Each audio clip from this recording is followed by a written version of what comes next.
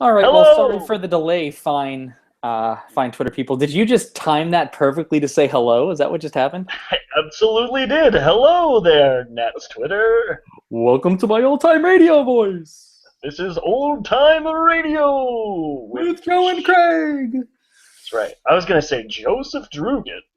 That Come on seems down! yeah, this, I wish you this could see me gotten dancing right now because it's real good. this has gotten so ADD so quickly.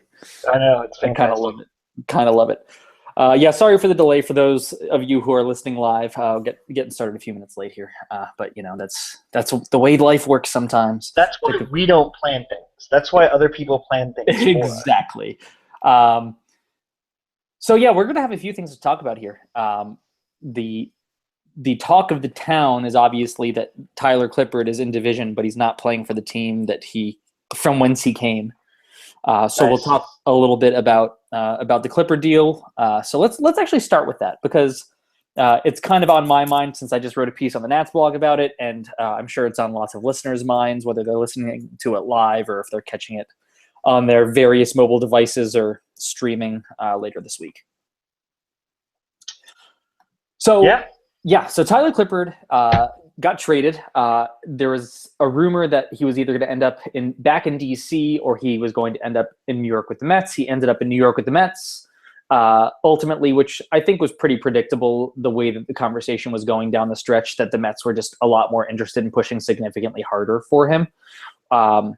Ultimately, the trade was fairly insignificant. A guy named Casey Meisner ended up in Oakland for the deal, just a straight up trade.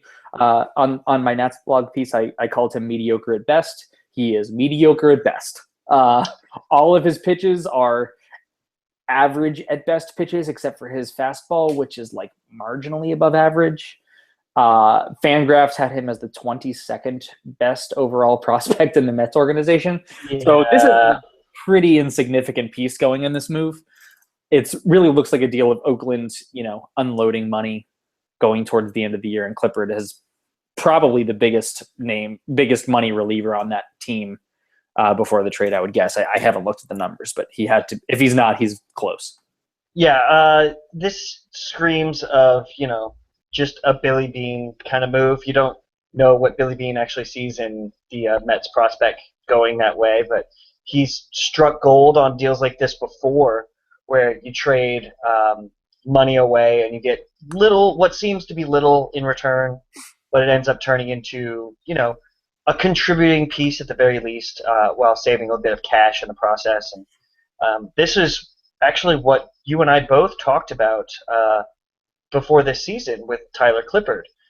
He wasn't really a part of the A's future. So this was kind of what we were looking at. We were looking at him turning into a trade piece come the deadline, and that's exactly what's happened. Traded away, shed some salary, get something back in return. Who knows what it is, but right now the A's sure don't need Tyler Clippard, so he was expendable for them. Well, and that's the thing. Ultimately, if Billy Beane is going to trade Tyler Clippard, there's no value for Clippard to be on that team any longer. It just doesn't make any sense. So why not trade for, even if, I imagine they took the better of the two deals from the Nationals and the Mets, and Billy Beane and his scouting team obviously liked what the Mets had to offer, assuming the Nationals offered anything at all, which we don't have any confirmation that they did. Right. They were in talks, but, I'm sure whatever. The conversation went as follows. We'd like Trey Turner. I think I'm good.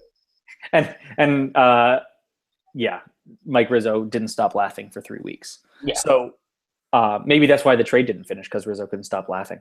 That's possible.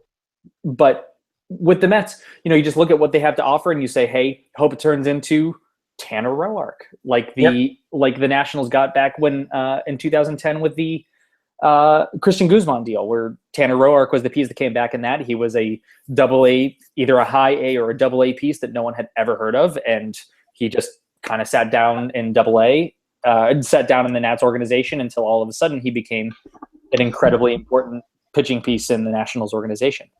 Yeah, definitely. So if you're the A's, that's what you're hoping for.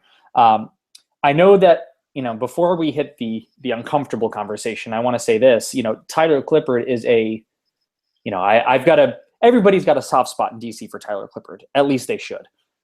He was with the organization from pretty early on. He was a pretty terrible starting pitcher. Came over from the Yankees. Yeah, exactly. Maybe the only good trade that Jim Bowden made as GM of the Washington Nationals. Oh, that sounds like a fun piece to do. Yeah, interesting. So Clippard back in New York just with the other team. So when Clippard came to DC, he started for a while and then he ended up in the bullpen. And in his first season of being in the bullpen, he was pretty good. And then he got better, and then he got better, and then he got better, and he got better. And he was incredible in DC. And there's no reason to look disparagingly on Clippard's time in DC now that he's gone or now that he's at a division rival. He was incredibly valuable to the Nationals as a late inning pitcher. Did a lot to eat up a lot of innings during incredibly bad years. A lot of innings. A lot of innings, which is kind of where I want to go with this. Tyler Clippard Real quick. Go ahead. Before you hit this and before you do this, what is your gut feeling on this trade? Do you think it was a good trade for the Mets, good trade for the A's, mediocre trade, bad trade, good trade? What do you think? I mean, I think it's an average trade. I think everybody ended up better than they were before. The A's had no reason to keep Clippard. The Mets team their bullpen got better getting Clippard. There's no doubt about it. Basically, any team in baseball would be better getting that deal. I don't get not making the deal. It's why the Mets made this deal as opposed to another deal to inherit the final, $4 million of this contract that doesn't make sense to me. Yeah. Is the financial part. What about for you? I think right now, payroll notwithstanding, I think it's a win for the Mets, regardless of Tyler Clippard's numbers, because as you say, it seems he's not going to close. Yeah, no, he's not. He's not going to be the eighth inning guy even, I don't think. Probably not. So it's just going to be another, he's going to be replacing their worst reliever, and he's going to be their third best reliever, and that's a good trade when you're in a battle for the division with the Nationals, and really didn't give up too much. Now, whether Tyler Clippard is the pitcher of old, I think we're about to get into. So he's a better pitcher than a lot of what they have, but he's not the Tyler Clippard we all know and love here, which is why I'm not hating that the Nationals didn't get him. Yeah, to be clear, Tyler Clippard's a good pitcher, and the Nationals' bullpen would be better if they had him. So, I mean, I don't think that there's any real question about that. But if Nationals and Nationals fans are hoping to get 2013 Tyler Clippard back in the Curly W and everything was going to be fine, then that was not going to happen. Tyler Clippard is not the same pitcher that he was, and the statistics really back that up. And that's really the thing that you have to look at. Now, Clippard's still good. His ERA is low. You look at those numbers and you say, man, he's got a sub-3 ERA. He's doing really well. But that's really where it ends. You look at advanced statistics, and I know a lot of people don't like to do that, but you look at advanced numbers. Tyler Clippard's xFIP, his expected fielding independent pitching, is the worst among relievers in baseball. Which, once again, for anyone listening that isn't familiar with FIP or xFIP, fielding independent pitching is essentially the only things that pitchers control. So, home runs, strikeouts, walks. Right. It takes the defense out of the equation. It takes kind of takes the ballpark out of the equation a little bit, and it looks at an xFIP takes it a little FIP a little further. Projects it further. Yeah. Projects it a little bit further and looks at home runs per fly ball, which kind of pitching in a place like O.Co Coliseum is not the best thing for Clippard, who's already a fly ball pitcher and in a very friendly ballpark. So when you look at Clippard's 5.13 xFIP, it's the worst in baseball. He's actually gotten incredibly lucky with his contact rate with a 214 batting average on balls in play. And so when you look at all that, you move from a place like Oakland and come to a league average ballpark for pitchers and hitters like Nats Park, it was probably not going to turn out like in the best possible situation for Tyler Clippard. And then you take it a little bit further, he isn't striking out guys like he used to. He's more than a full strikeout below average per 9 innings this season versus career average. He's walking way more guys, and he already walked a ton of batters. So he's walking more than a full batter per 9 innings more. And his ground ball rate is lower. Now, he's never been a ground ball pitcher. He's only gotten like a 36%. In 2014, was I think his best year for his ground ball rate, and it was only 36%, which is really low. And this year it's been only 20%. I mean, he's not been as effective this year as he has been previously. So now you can easily look at the Nationals bullpen and you can say, well, he'd be better than this guy and that guy and that guy. And for the most part, you'd probably be true. I'm sorry, you'd probably be right. That would probably be true, whichever kind of things that you would prefer to say there. But obviously, Mike Rizzo decided that whatever the A's wanted for Tyler Clippard, they wanted too much for 2 months of a regressing pitcher who was due a ton of money. Right, and the Nationals, yes, bullpen help would be appreciated, but that's available on the cheap, on the very, very cheap. It's available on the very, very cheap, but not only that, when you look at relievers that are available that have more team control than just 2 months this year, or just even people that do have 2 months of team control before they become free agents at the end of the season that are available via trade by all accounts from, Craig Kimbrell and from Aroldis Chapman, and just the list goes on and on. There are better options that might cost a little more, but are significantly better. So if the Nationals decided to go there, Jonathan Papelbon, another option, that have had much better years and are significantly better right now than Tyler Clippard. So it's not like this was the Nationals' chance to get relief help. There is a lot more chances for the Nationals to get relief help down the stretch here. Absolutely true. What do you think of the Craig Kimbrell rumors? Share the rumors, and I'll tell you what I think. Let's see. The Padres have inquired about receiving a shortstop who I think they've heard of before, named Trey Turner for Craig Kimbrell. I figure this is what you were talking about, but I'm assuming that there are people out there that were not aware that was a thing. And I'm only fantastic. It's bold on the Padres. Trey Turner's been with the team for a grand total of like 3 weeks after he left their organization. Can't blame the Padres for trying. They see a need for the Nationals. That's bullpen. They obviously have a piece that would be significantly valuable. Craig Kimbrell's among the best relievers in Major League Baseball and has been for many years. You don't trade a young hitting middle infield prospect for a reliever. You just don't do it. No, I'm pretty sure they were laughed out of the room. Yeah. And you got to feel for the Padres. They had some new management take place this offseason, kind of after the trade, I believe.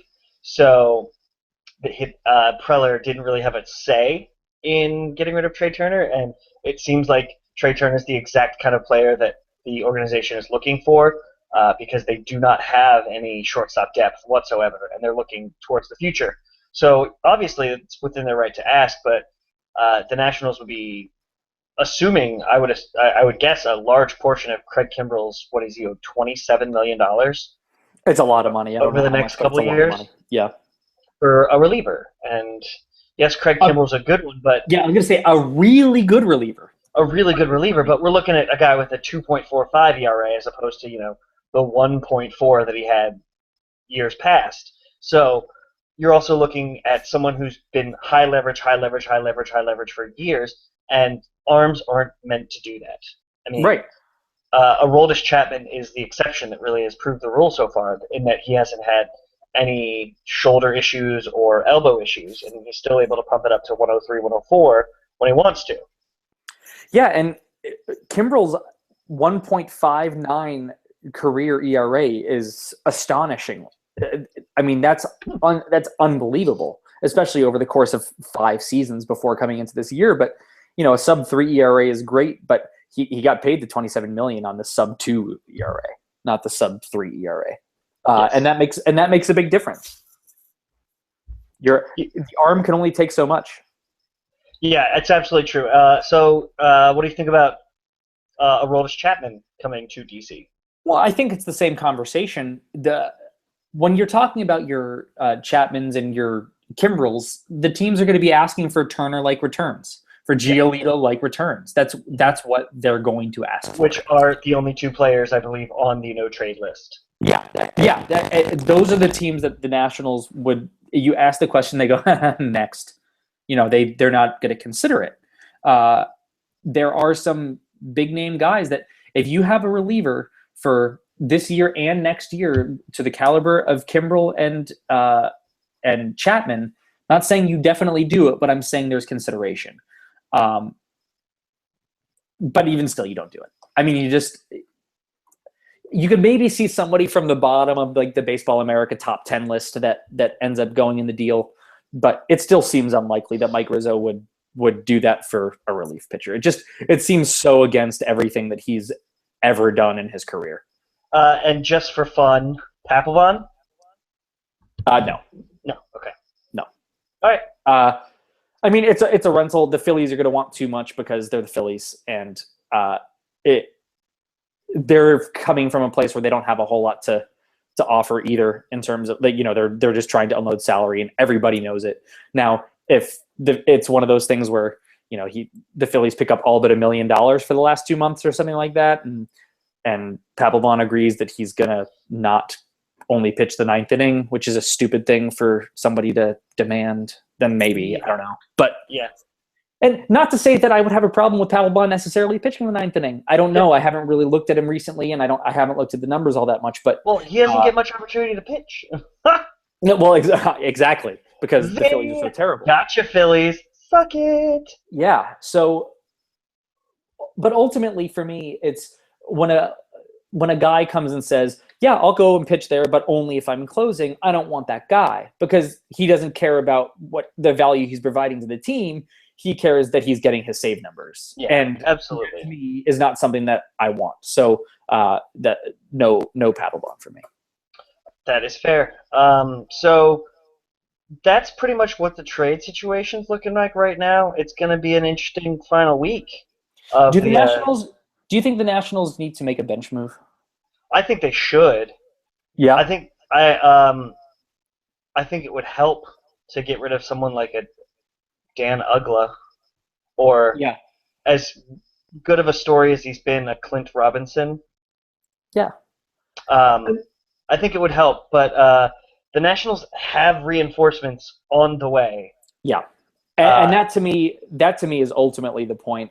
While it would be great to have a better bench option going, what could the Nationals get without giving up the farm that would be better than the return of Jason Worth, the return of Ryan Zimmerman, the return of Denard Span, the return of.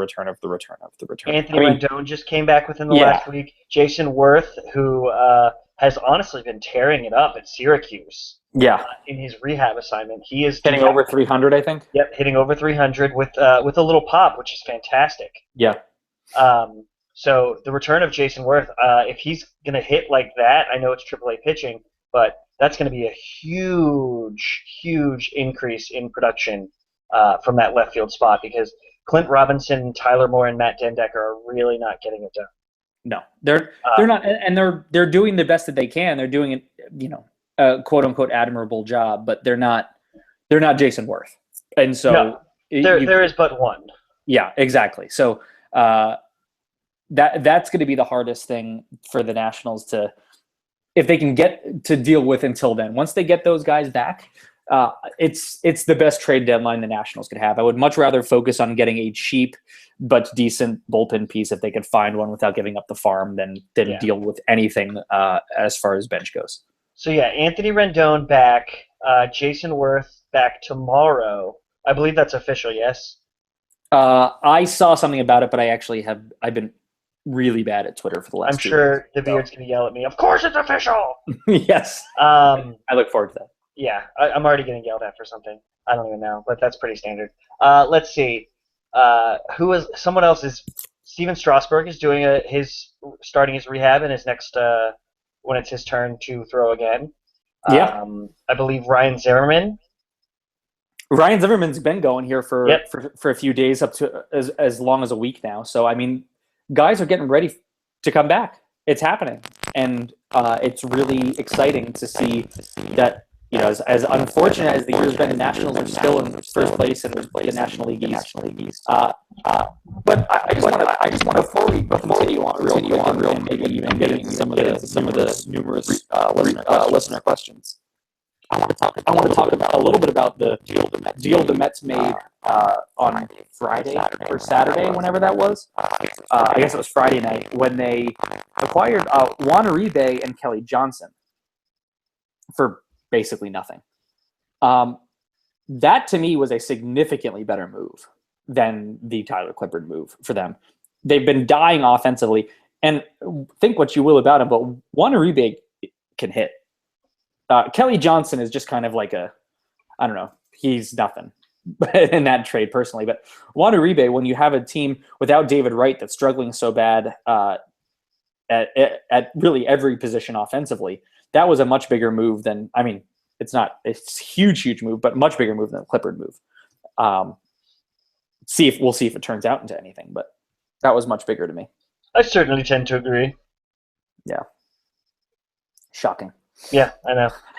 I really need to start arguing that you are wrong, sir. We should get a more versus mentality on here. Yeah, I can try. I'm really good at that. I just need to start drinking earlier. Yeah. Oh God, that's what the world needs. That is exactly what the world needs. So, do you have anything else to dig into from your list of things before we dig into listener questions? Thinking. I know you mentioned something else, but I just simply forgot. Oh, I didn't mention this, but I really, really want to talk about it really quick. Okay. Ian Desmond. Yes, sir. Go ahead, preach on. Literally one of the worst first halves in baseball. He was the worst ranked shortstop. I wrote a magnum opus of 1,800 words or something on the Nats blog about how, reasons behind it. With the help of our friend Ryan Sullivan. Of course, thank you. I hadn't gotten there yet. With the scouting perspective from Mr. Nats GM and some statistical analysis of my own that just tried to pinpoint how he could get out of it and what exactly was going wrong from a statistical measure. And it turns out I missed the easiest possible thing. All you got to do is spend a little time with Cal Ripken Jr. Yeah, right. One of the best shortstops in the history of the game. Yeah. So I believe it was last Sunday. Ian Desmond met with Cal Ripken, and they, talked about hitting. They talked about baseball. I'm sure they talked about a lot of things. No one really knows except for the two of them. But since then, Ian Desmond has been absolutely hot fire. Yep. And I haven't been able to dig too much into statistics, but I've got his slash line from the last week in front of me.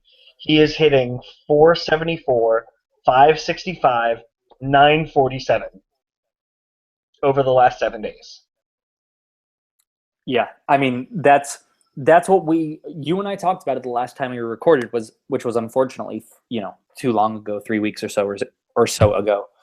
And you were the one that said it, and Johan NL Beast Nats mentioned it on Twitter the other night and said, I don't remember which one it was, and it was Craig who said, if Ian Desmond can get it going, watch out. And boy, did he get it going.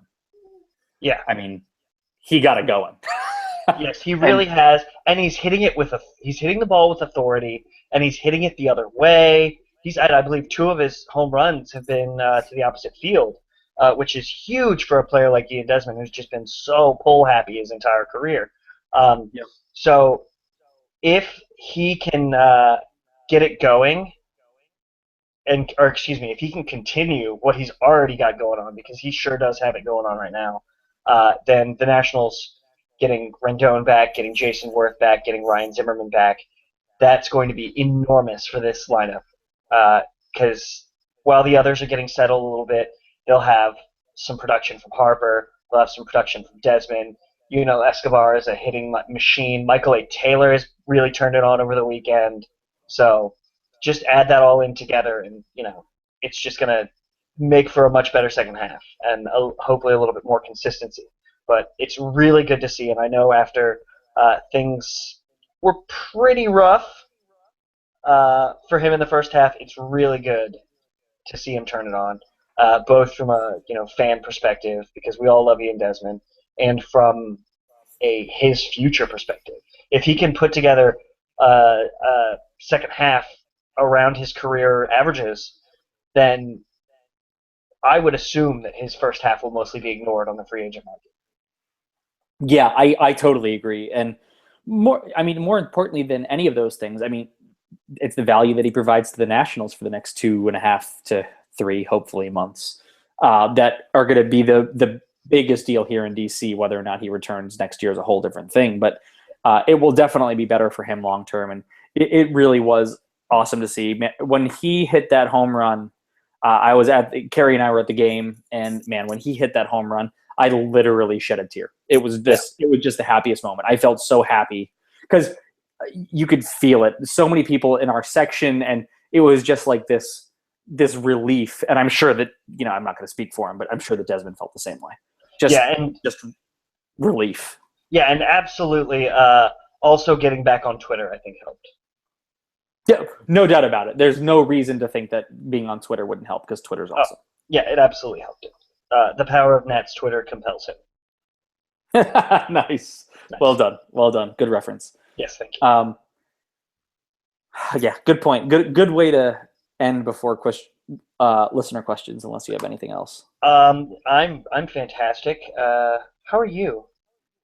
I'm good. I've got nothing else to add. I'm relying on the people. No, Joe, how are you? I'm great. Yeah? I'm great. I'm living the dream. I'm happy. I know I love this picture of you on the Hangout with you taking score. I believe I took that picture in Vieira. There's 100% chance you took that picture. Yeah, I definitely did. Writing down the lineups. But I really think that people are demanding, and correct me if I'm wrong, for listeners out there, we all want to see a picture of Joe's beard. Oh, geez. I'm just saying, that thing is looking good, man. It's been a labor of love, but I will update the picture for next episode for with a beard shot. I will do it. That's getting it ready for first. Yes, getting it ready for 98 and 99, and then our big 100 party. Yes. Do we want to talk about the party now before fan? We don't have fans. We have people that put up with us questions. Yeah, that's more accurate. No, let's talk about it at the end. Okay, cool. Make people wait for it. Oh, make them wait, Joe. You must listen to us speak for a half an hour longer. That was a tease. That's what we call a tease in the radio business. In the business. Watch out, listeners. We're like a vertebrae because we're back. Oh, that was the worst thing that's ever happened in my life. And you loved it. You loved it. I did like it a little. Okay. So I want to talk about listener questions, obviously, but what I want to hit on is our friend Jonathan, who tweets at us pretty on the regular, I should say. Nice. That's what the cool kids say. I said it, so that's clearly not true. But that's a very good point. Joe's on the bubble of cool. I am. I've never ever been on the bubble of cool. Anyway. So Jonathan asks, based on what we were talking about before, he said Clint Robinson has a 110 OPS plus to get it more sabermetric, a 111 WRC plus this year. Why do we need to replace him? Because I think that you mentioned Robinson in the list of dredges in left field. So why do you feel that Robinson needs replacement? I think his defense is the worst thing I've ever seen. Yeah. No offense, the bat's nice. It's good to have another left-handed bat off the bench. I wouldn't want him gone, but I think there's better out there that can actually fill a need. Uh, for instance, a left-handed first base need. I think he's just really bad at defense, and that is, of course, without looking at any statistics. But I really just I've seen him play left field. He looks worse than Adam Dunn. Yeah, it's the defense is the outfield defense is very bad. It's bad. I think when you look at a guy like Robinson and you look at what he provides with the bat and the very occasional playing on first base as a bench player, occasional first base player, I like him right now.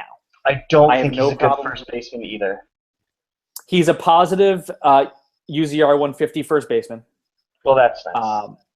I mean, it means literally nothing in 170 innings or so. I was going to say, that's screams small sample. I know, I think it was a game this weekend.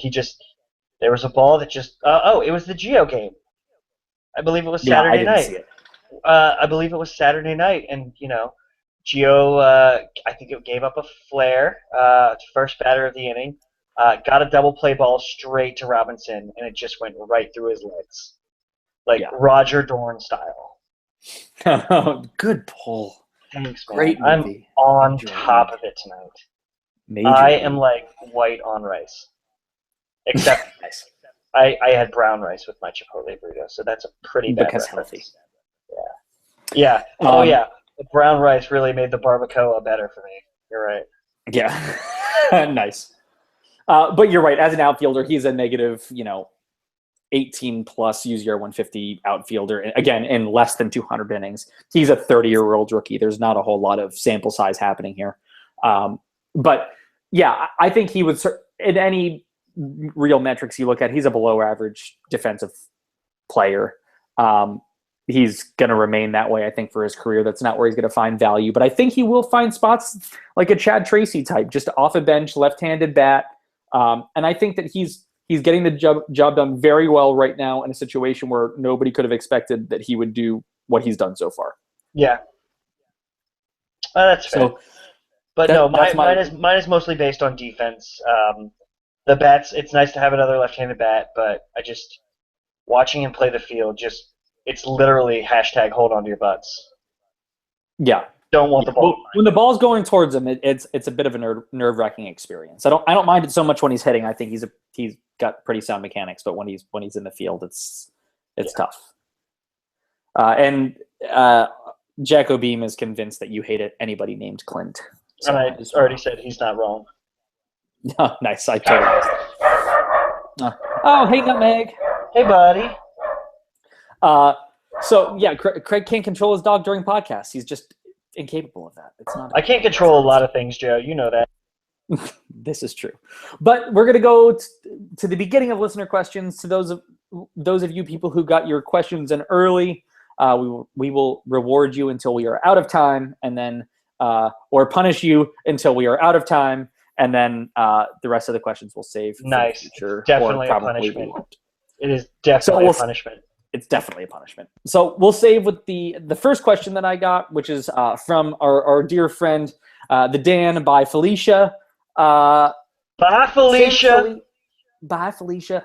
Sammy Solis, hot or not? Craig McHenry. Are we? I haven't looked at anything, so.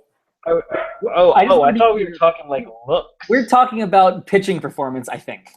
Oh, well, I was going to say, he's kind of a good-looking dude. I mean, I'm not mad at it. I'm just, So, anyway, all right, I guess that's not the question. I was totally prepared to talk about that, but now that we actually have to talk about pitching performance, boy, I think he is in Ross Detweiler land right now, and I think that's awful. Yeah, maybe that Ross Detweiler land in that he should be starting and he's relieving, or that he just doesn't know his role, or what do you mean? I think that he's been jerked around a lot, and you're going to be a starter this year. Oh, we're going to need you to relieve. Oh, but you're going to start long term, but you're up here now, so you're going to relieve. So maybe if you do well, you'll stay a reliever, but maybe if you do well, you're going to make you a starter. I really don't know. So I think he's kind of in this ambiguous Ace and Gary territory that is just not. It's not good for. I know he's 26, but I don't think it's good for him right now. So I think if he fully committed to being a bullpen piece, I think he could be really solid because he certainly has stuff. But I think that this whole relieving thing is pretty new for him. I think ultimately it's a guy, and I'm a Solis fan. I have been for a long time. It's a guy who's almost 27 years old, has spent his entire career hurt. And I think that's been ultimately the thing. We're talking about a former, top 10 prospect type guy who just cannot stay healthy. And I think the Nationals dealing with him certainly may not have helped, but at the same time, the way they've dealt with him may have been because they see a guy who just breaks down easily, depending on the situation that he's in. And they figure, he's a guy that projects to be a starter if he's healthy. He's got the stuff to start, but he can't stay healthy. So they're figuring they could take the stuff and project it out as a left-handed guy who throws 94, 95 miles an hour with just really electric stuff when he's healthy. And they're figuring hopefully if they could get between 50 and 70 innings out of him in relief, it could be better off than anything they can get from him starting because he hasn't been able to stay healthy to start in the minor leagues in literally his entire career. Yeah, that's fair. And so I think that's the most damning thing. The closest that he got to it was in 2011 when he pitched, like 116 innings in the minor leagues or something like that. He can't stay healthy, and that's the problem because I'm a fan of the stuff. His strikeout rate is a little bit low. It's dropped a little as far as versus the minor league strikeout rates, but I think that his stuff is good enough in order to be a long relief to middle relief type guy. Never going to be a late inning relief guy. Probably not even going to be. I haven't looked at his splits, but he's probably not even going to be a loogie type guy. Just a left-handed reliever that can throw pretty hard and pitch in long relief or middle relief, kind of middling type of career. Yeah, that's what I'm worried about because he's definitely got the stuff to be better. And like I said, I think if he commits to it, he can be a great reliever. Yeah, I agree. It's the health. If he can find a way to stay on a field for without a DL trip for 162 games, then I think that he's legitimate. And Dan, if we got your question wrong and you were actually wondering about his looks, then we'll deal with that in another show. Yeah, we will. No, sure we'll will. Deal with it in private. Oh, go on. Yeah. So you're sounding a little bit like an alien again, by the way. I am? Yeah. No, that's good. I think it's on your end because I don't know anything about computers. Hey, Twitter people who are listening, do I sound like an alien? Let us know. Until then, we'll kind of struggle through it a little bit. Awesome. I'll ask you this question while I try and tweak and mess with some stuff. Michelle likes Felipe Rivero. Do you? Yeah, I do. Felipe Rivero. Excuse me. I want to get the pronunciation right. I actually do so far. Let me pull up his numbers, but I think he's been pretty effective. I think he's been juggled around up and down Syracuse Express this year, but I think since he's gotten a consistent role, I think he's done a pretty decent job for what's expected of him. What do you think? You can't throw that on me while I'm still messing with the mic, man. Oh yeah, well let me pull up his stats and we can talk a little bit more. No, I actually have. I'm really good at vamping, so I'm just gonna keep talking about. I actually have his stats up because while I was messing with my mic, I was also multitasking. And oh my god, what's it like to multitask? It's weird, and I'm terrible at it. But I mean, as a left-handed reliever, Rivero throws 95 miles an hour. There's not a whole lot to dislike about that. I'm with you a little bit. I think that Rivero definitely has a future as a left-handed reliever / mid-inning reliever with the Nats. I like his stuff. I think that he throws really hard. He's got some decent breaking stuff.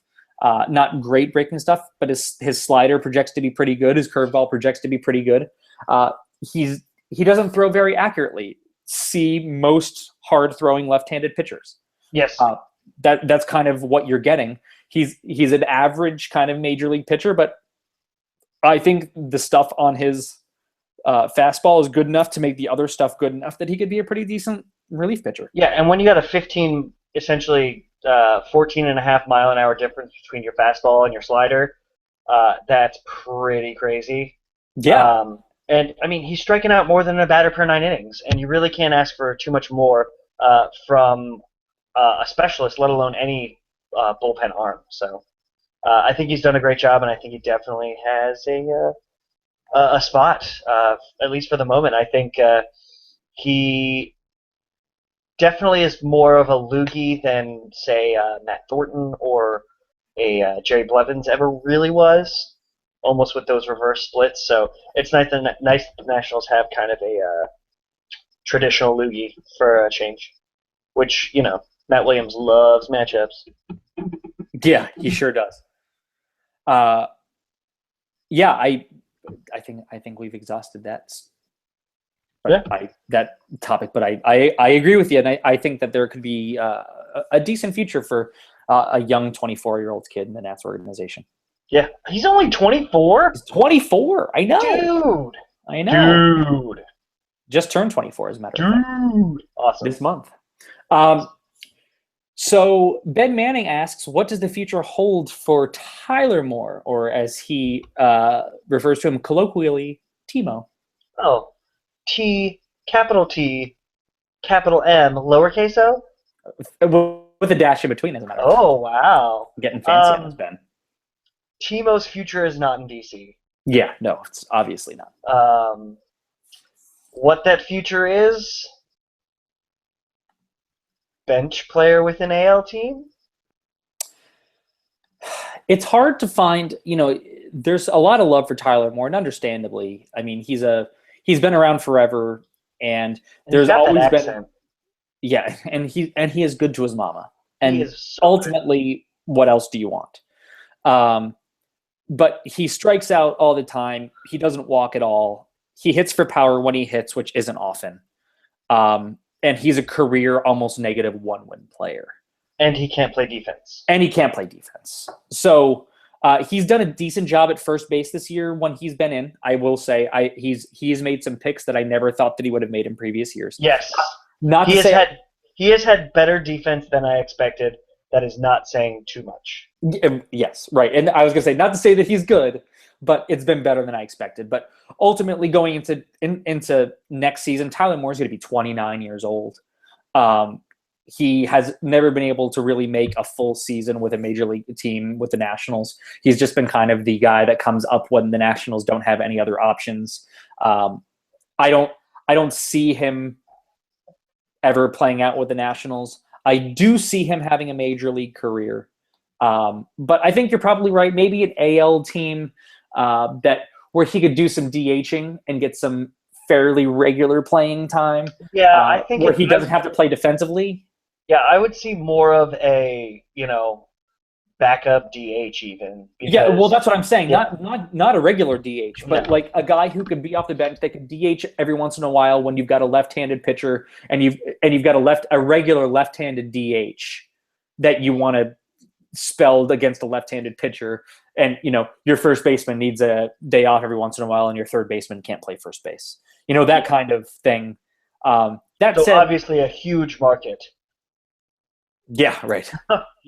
And I think that's ultimately his problem. At the same time, Tyler Moore is not a free agent until 2019. Right. So the Nationals have him under club control forever and can really do whatever they want with him. And who knows? Maybe a team like the Rays will come calling like they did for Souza. Yeah. And, the Nationals will get 2 top prospects for him. You never know. Yeah, and there are decent options. I think that Souza projects better than Tyler Moore, so I agree. But you never know how stupid people are. Yeah, and it could happen. The problem the Nationals are going to have coming up through next year, I believe Tyler Moore, if I remember correctly, is out of options. Yes. So going into the 2016 season, Tyler Moore is going to either have to find a place on the big club or pass through waivers. He might pass through waivers that's not like out of the realm of possibility, considering he's entering arbitration and he's probably going to make a little more money than teams are going to want to pay him. And he might end up DFA. I mean, there's a lot of options for Tyler Moore. But I don't. But he has no options. Yeah. Oh, yeah. Oh, right. That was awesome. Yeah. I can't believe you missed that. Well done. I totally missed it. We're moving on. Sorry. Love you, Timo. Sorry, Aaron of the Nats blog and Sports Illustrated. No, I like Timo too. I think he's a really nice guy. But nice guy does not make an everyday Major League Baseball player. You know, it's not. They don't work the same. Yep. So, Michelle asks another question. It's kind of a multi-parter, so we're gonna dig into it. So it's asking about roster moves when a bunch of guys that are hurt right now come back. So who gets sent down when that guy returns? The first one is on J-Dub, Jason Worth. Who do you think gets sent down when Jason Worth comes back tomorrow or the day after? Matt Den Decker. Yeah, there's no doubt about it. It's got to be Matt Den Decker. I just don't know if there are really no other options to send down. Are there? No. No. There are enough guys that can kind of spell to play the corner outfield positions that with Tyler Moore and Clint Robinson, that Den Decker's the guy that you've already used up the option this year, so you send him down. I mean, that's obvious. For Ryan Zimmerman, when Zimmerman comes back, it's definitely Emmanuel Burris. Yep. He's the guy that, he's just kind of sitting there and not doing all that much, and it still feels really good because it's a good story because he's a DC kid. I still kind of love it. And he is. I did not know this until I saw he's real fast. I had no idea he had the speed thing. I knew that he was a pretty decent defender that couldn't hit, but I did not realize that he was fast. But that's fun. Den Decker as well. Den Decker's real quick, and he's made good contacts lately. But Jason Worth versus Den Decker, that's the way it is. When Denard Span returns, Span returns. When Denard Span returns, I think you have to look at what's happening in the outfield and Jason Worth's health, which hopefully there was no setbacks. He doesn't need extra rest, anything like that, because Michael A. Taylor is the guy because you want him to play and you want him to hit every day. But that's a tough one. I think we're a little ways away from that happening, so I don't think we have to worry about it now. Yeah. What do you think? I have no idea. Yeah, that's really hard. I think there aren't a lot of options to send down except for Taylor. I guess it has to be Taylor. I don't really know who else you send down unless you decide to carry the extra outfielder and send down and release Dan Ugla maybe. Yeah, it's a really tough one. But it's a really tough call, and it's a good problem to have. It's a good problem to have, assuming that everything's going well. But you're right. You want Michael Taylor to get the regular at bats. And one thing to remember that we're going to hit a little bit later on here that we have, if we can, but September 1st are call-ups. And so if you're talking about Denard Span comes back on August in the middle of August at some point, then it could be that Taylor's only down in the minor leagues for a couple of weeks before he comes back up to sit the bench with expanded rosters. Yep. So consider that as well. But it seems pretty likely that it would have to be Michael Taylor, all things considered. But again, like you said, a really good problem to have. Real quick shout out to NL Beast Nats Johan. Go read his story about an Uber driver's love of Michael A. Taylor. Yeah. Good pull. I'm really glad you said that because that was a really great story and makes me like Michael Taylor even more than I already did. Yeah. He's 12 years old, but that's fine. Sure looks like it. Yeah. Continuing onward, sir. And then a final player from Michelle, David Carpenter. When Carpenter comes back, who disappears. There are just so many hurt people. I don't even know where to begin to answer that question. I would say it's probably either Solis or Rivero. I would say Solis. Probably because you got two lefties, and I think Rivero projects to pitch better longer because he throws harder and strikes more guys out. Yeah, and he's got the splits probably. Yeah, so yeah, he's got the splits. You're probably right about that. So I think Solis probably down when David Carpenter returns from the disabled list. Yep. Sweet. Ben Gur74 asks, Craig Stammen. Wait, is Craig Stammen coming back this year after his surgery? No, Ben, he is not. It's too soon. It's too soon. Oh no. Beard asks us, in light of JW's return tomorrow, J-Dub's return tomorrow. Oh yeah, so it is tomorrow. What's the one thing? I'm sorry. It was confirmed. I got yelled at on Twitter by the Beard. Yeah, it is confirmed. Okay. So what's the thing you've missed most about him besides Beard before he returns? I think his dry sense of humor. Yeah. His interviews where he just doesn't give a flying F. Yes, that's true. Yeah. That's true. For me, the NASCAR shirts. That's yes for me. The NASCAR. Yep. So we finally get to Fang. Oh, what's up, Fang? Fang wants to know about the staying power of the following. We'll do this piece by piece to make it easier. All of the parts questions is. I know they make it so difficult. Joe Ross, staying power of Joe Ross. Staying power of Joe Ross this year, no. What about longer term? Yes. No. Yes. Joe Ross has been hella impressive since he's come up. It's absolutely amazing. The thing that's most impressive about the Joe Ross situation to me is that so many people, Joe Ross came over in the same deal that Trey Turner came over into, and so many people were so high on Trey Turner that Joe Ross kind of got pushed down. There are a lot of scouts and a lot of prospect people that had Joe Ross higher than Trey Turner in terms of value. And a lot of people do not recognize that. He has some incredibly good pitches as far as scouting reviews go. He's good. Yeah, whenever you're mentioned in the same breath as in terms of debuts as Steven Strasburg, that's not bad. Yeah, it's not bad. I mean, he projects to have a plus type fastball. I mean, really, really good. He's got command, and he's got a good slider and changeup too. I mean, he's got good secondary pitches. He's got a really electric fastball, and he's 22 years old. So future for Joe Ross with the Washington Nationals, I'd say is very, very strong. Very strong, especially with Jordan Zimmerman going to, I'm going to call it now, the Chicago Cubs this offseason. God damn it. Why did you have to pick the same team? I'll have to come up with a different pick before we end up doing predictions later. Once again, getting yelled at by Jason Worth Beard. It's crazy. I know. But why wouldn't we do that? I can't win. I love you, Jason Worth. I would love to marry you and have your babies if that were. You know what? With $128 million, we could probably find a way. 127. Okay. You know what? He's probably got an endorsement, like Eastern Motors or something. Yeah. Oh, jeez. It's probably true. All right, Clint Robinson, same question. Staying power of Clint Robinson. Nope. Yeah.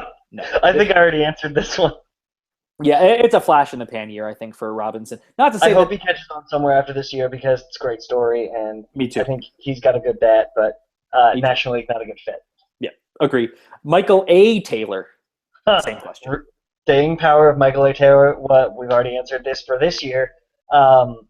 Future, he's the national center fielder. Yep, he's it. He's it. Joe and I were texting back and forth earlier this weekend about Michael A. Taylor and his defensive scouting projections and everything, and he's already an above-average defender, and he projects to well above average. So. Yeah, and his biggest value is going to be the defense. He's not going to be the Denard Span who's going to get on base at a real high percentage because he's not a high contact guy, but he has gotten significantly better. Yeah. In that regard, I don't think he's going to. The Nationals are probably going to have to make an effort to find a better leadoff guy for 2016. But Michael maybe Jason Worth. Yeah, I would love it, but. I think that Michael A. Taylor, you're really going to look at, he's going to be the starting center fielder in 2016. I don't think there's any question about that. And probably for years to come as well, unless the Nationals do something crazy. So if Kate, hold on, are there other baseball questions before I get into these? Oh gosh, because we're almost out of time.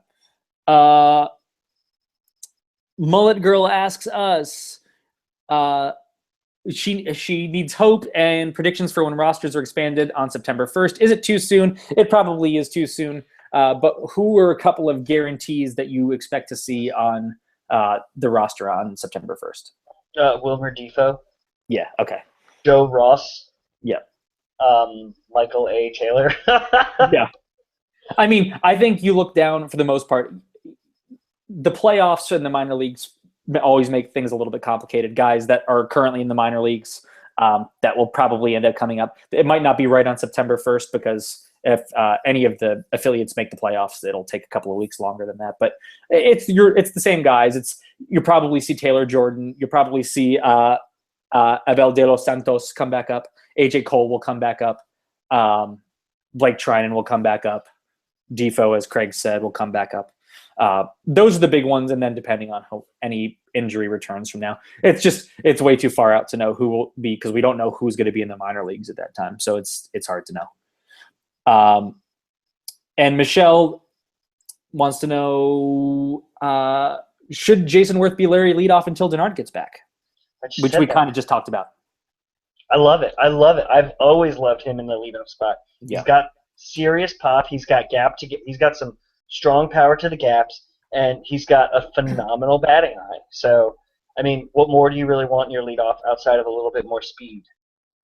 But him, Rendon, right there at the top of the order, it would be just fantastic. I would love to see it. Yeah, and I would rather have on-base percentage than speed any day of the week. So I would rather see Worth up there than really just about anybody else on the Nationals at this point. Now, if we can see that Worth's power stroke has really returned, maybe I want to move him down to second or fifth or something. But for now, I would like to see Jason Worth hit leadoff. Yeah, that would be the dream. I don't think it'll happen, but that would be the dream. Yeah. So let's go into a couple of the more fun questions that we got. I love fun questions. Our dear friend Josh asks, who is the best weatherman you ever did see in the land? You know the answer to that question, Craig. Why don't you share? Josh Owens, no doubt. Please. Nats at NatsWX. If you don't follow him, you should because he's great and awesome and great. And also related, he's awesome. Yep, that's fact. Fang asks, if Casey Janssen wasn't a relief pitcher, what job do you think he would have? Craig already said something with meth. Something with meth. I died laughing. Dude is tweaky. He's a little tweaky and not very good at the pitching anymore. Michelle wants to know whose beard is softer, yours or mine? I would say probably yours. Probably because it's less wiry and more pitiful. Yeah, mine's just thick and filled with brawn and manliness. Yeah, mine is wispy and red. Here's something we can do for our 100th episode. We can have a beard touching contest. Oh, everyone can touch our faces. Can we not do that? That's a nightmare. Hashtag beard touch 2015. That's not happening. Will Yoder wants to know, how do we awesome so much? I don't know how to answer that question, Will. Well, because Will Yoder gave us a platform to do so. Oh, well played, sir. Well played. See what I did there? I just turned it right back around and made him the awesome one. Turned it right back around and made him. I just turned the beat around. Love to hear percussion. I'm not going to start singing, but I want to. Do it. No, I'm done. Beat around. Love to hear percussion. Turn it upside down. Okay, it's good. Love to hear it. Love to hear it. Love to hear percussion. And now the podcast is over. Thank you for listening to Nats. It's not over yet. It's not over. We have several more minutes. We have exactly 1 minute and 30 seconds. You shut your face. As the beard said, there is nothing on TV. We have a couple more minutes. But the beard doesn't pay for the show. That's so okay. That we're almost out of time unless people want to start donating money to the cause. So that's not a bad idea. Yeah. But but until then, until dreams come from dreamland, we are done with episode 97 of Nats Talk on the Go. Craig, why don't you reveal what we teased earlier? We are finishing up episode 97 right as we speak. We have an episode 98 and then an episode 99 to come in the next 2 weeks at some point, because we kind of have to. Yeah, we don't have many places. On August 22nd, at a place in D.C. that is 5 blocks away from National Park, Joe and I will both be, I guess, hosting a live podcast for our 100th episode. Beth Dahlman, who you should be all following at Minnesota_nicer on Twitter. If you are not on Twitter and you somehow listen to our podcast, please reach out to Joe. What is it? Joe at thenatsblog.com. Yes. And we will give you all the details you need to know. It will be August 22nd, I believe, tentatively scheduled for afternoon. Yeah, I think 1 p.m. is the time that we're talking. Okay, so we're just going to have a little cookout. We're going to have some, there's grills. There's going to be, obviously, copious amounts of drinks, because, obviously. But Beth and By Felicia Dan have graciously decided to host our 100th episode, which is really fantastic. And been several of you that have reached out on Twitter and on Facebook that have expressed interest in joining us. And we're gonna talk. We're gonna do some type of podcast, but really, we just want to hang out with you guys. Anyone that listens, whether you're a Twitter friend, non-Twitter friend, Facebook friend, non-Facebook friend, complete stranger, we'd absolutely love to meet you and talk to you, and crack open a beer with you and just talk some baseball and get to know each other a little bit. So August 22nd, reach out to either of us for details, or go straight to the source at Minnesota_nicer, Beth Dahlman on Twitter, who is a saint, an absolute saint, for organizing and planning this whole thing. And we could not be more gracious of the few of you that just listen to us and hear us ramble and make fun of me for, sounding drunk on a podcast when I really wish I was. Yeah, I was going to say, so many people were joking, were like, oh, Craig's already drunk, and I was like, God, he's not at all. I hadn't even started by that point. You guys don't even know. Yeah, so August 22nd, it's going to be a really fun day. Joe and I will both be in attendance at the game that night as well. So we look forward to seeing as many of you as possible that are willing to come out and, like I said, just have a beer with us, talk to us, and we're going to just talk a little baseball, and we're going to, we'll take questions from the peanut gallery. Instead of having to do it on Twitter, you can yell at us, and it'll be great. There can be hecklers. I'm going to pay someone to, compliment us. It's going to be great. Yes.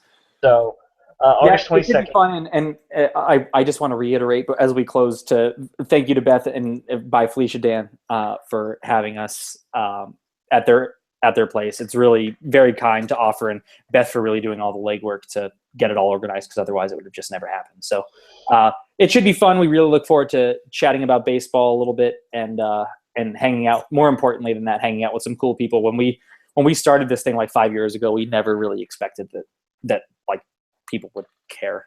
Yeah. So it's fun to get to this point. So thank you again very much for listening. Hope you guys had as much fun as we did. I laughed a lot. You laughed a lot. Nobody cried, which is always good, because there's no crying in baseball. And we'll talk to you guys next week. He's Joe Drugan. I'm legendary Italian song stylist Tony Orlando. And we're signing off.